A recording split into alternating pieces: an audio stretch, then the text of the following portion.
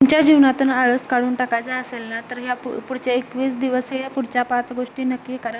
सगळ्यात अगोदर आपली सकाळची उठायची जी वेळ आहे ना, त्याच्या अगोदर 30 मिनिट लवकर उठायला सुरुवात करा. आणि दुसरी गोष्ट, उठल्याबरोबर जो आपला बेड आहे ना, तो क्लीन करून नीटनेटका करून घ्या, व्यवस्थित जागच्या जागी करून घ्या.